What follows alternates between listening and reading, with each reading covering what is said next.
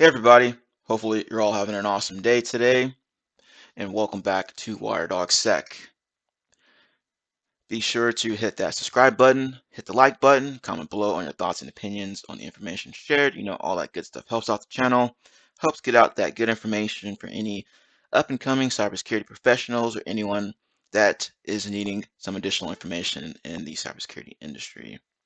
All right, got an article here from Fortune website here in the education section. Non-traditional applicants could be answer to talent shortage as cybersecurity market projected to reach $2 trillion. And as I said before, to get into cybersecurity, you do not need to have a cybersecurity or IT degree or any type of college degree to get inside of cybersecurity. You don't need any kind of certs either. You just need to have the right skill set that employers are looking for. Let's dive into it here. Just going to cover a few highlighted items. See here, the number of cyber attacks continue to rise as we spend more time online and assets are moved to the digital universe. In fact, the average number of cybersecurity attacks per company per year rose 31% to 270 attacks, according to a 2021 report from Accenture. In reaction to the growing number of cyber attacks, companies are spending more money to protect their digital assets, and that is true. Cyber attacks continue to rise as the years go by. All these breaches happen, and you see a lot of big names out there hitting the national news headlines because they got hacked. And there's been an ongoing shortage when it comes to cybersecurity. All right, see, the global cybersecurity market is projected to grow $2 trillion, addressing market, which is 10 to 15 times the amount of current spending, according to a new survey conducted by McKinsey and Company. All right, let's see here. Anything else of interest? The biggest challenge that our market faces is that threat actors are working around the clock to find new ways to exploit and attack their victims. There are no days off, there are no hours off. And that is true. I've said that before. These bad guys or cyber criminals out there are continuing to attack organizations. This is their full-time job, i.e., they're doing this 24/7. That's their business, all right? And these cyber criminals have a good business going. They got the ransomware going on, and they're making all kinds of money from there.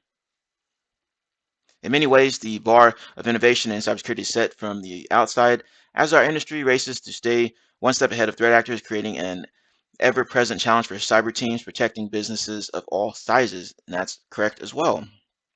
All businesses are getting hacked. Doesn't matter if you're small, medium, large size. Doesn't matter if you're mom and pop shop or if you're the Googles or Microsofts or banking organizations of the world. Everyone's a target. You got something that these bad guys want, and therefore they're going to target your organization in order to steal that information, steal that sensitive data from your company, or hit it with ransomware, and then ask for big sums of money in return to unlock your data. The challenge of combating a growing number of cyber attacks may seem unattainable, but the solution is finding and retaining top cybersecurity talent. Yet there's already a massive talent gap in cybersecurity industry. In the US alone, there are more than 700,000 unfulfilled cybersecurity jobs. Yep, we already know about that, did a video on that before. While the global cybersecurity workforce has reached an all-time high with an estimated 4.7 million professionals, there is still an overall shortage of 3.4 million workers, according to the 2022 ISC Squared Cybersecurity Workforce Study. And in response to that, ISC Squared has that certified cybersecurity certification out there. The training is free for it. I believe the certification is only around $50 to get it. So be sure to check that out if you're new to cybersecurity or you want to break into cybersecurity. It's basically like the equivalent of the CompTIA Security Plus certification. I also made a video on that as well, so be sure to check that out. Fighting talent gap is no small feat, but there are tactics both cybersecurity applicants and recruiters can take to curb the growing numbers of cyber attacks. See here, companies big and small also need to hire and compensate someone who is fluent in cybersecurity at the executive board level. Whether you're hiring a cybersecurity team in-house or partnering with third-party, cybersecurity is expensive, but increasingly necessary to ensure organizational health. And that is true. Like, what do you want to do here? If you don't invest in your cybersecurity people or your cybersecurity program, then you'll more than likely be susceptible to more kinds of attacks or breaches happening or cybersecurity incidents happening, which will in turn impact your business. No one wants to end up on the news headlines. That's just damage to reputation. Not to mention all of the monetary costs of recovering from a ransomware attack or data breach.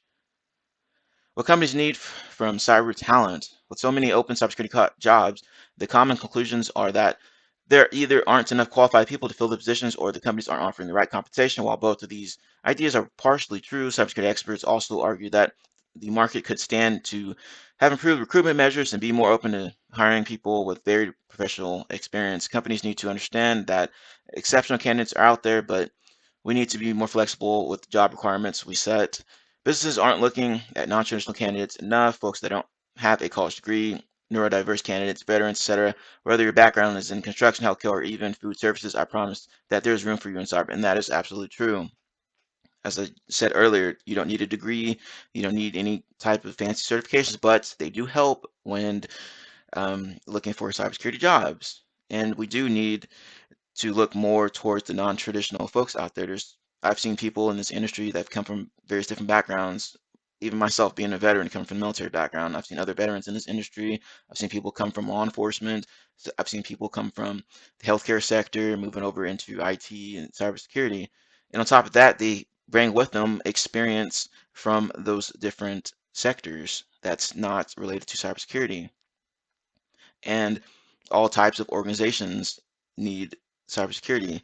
I mean, even if you work in financial, you work in healthcare, you work for maybe tribal gaming, or you work for, the critical infrastructure such as oil and gas, anything like that, those people will bring to the cybersecurity space that experience they learned from being in that other industry. All right.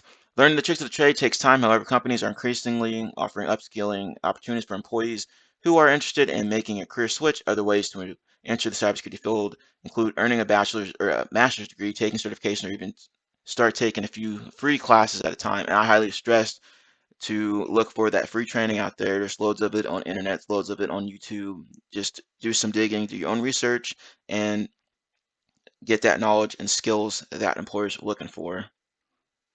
Because cybersecurity professionals are learning in a variety of ways, companies should pursue a variety of avenues for recruitment.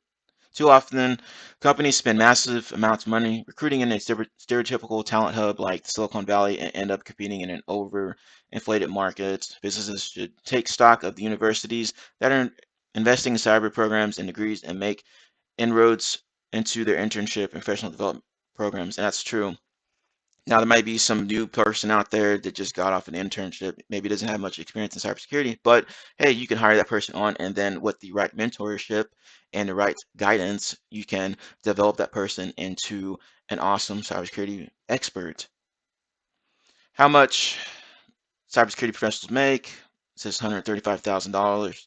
According to the IC Squared study, also nearly 30% of cybersecurity professionals enter the industry for a potential of high salaries and strong compensation. Now, with that, I would take that with a grain of salt. Do your own research and look into the salary ranges that's in your demographic area. Or if you're working remotely, do some market research on what's paying out there.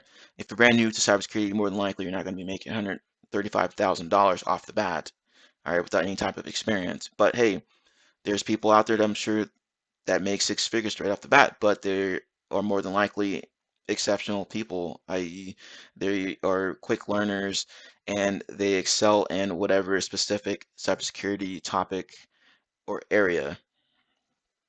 The race for cybersecurity talent has been underway for several years, and the shortages of skilled employees is difficult to overcome. Security specialists are very fluid in their employment choices as compensation titles, responsibilities, and job pressures all play into the career choices made by these individuals. All right, yada yada yada. Shortage of talent in anything always drives toward wage expansion, which in this case also includes the cost for enterprise to secure themselves, tells Fortune.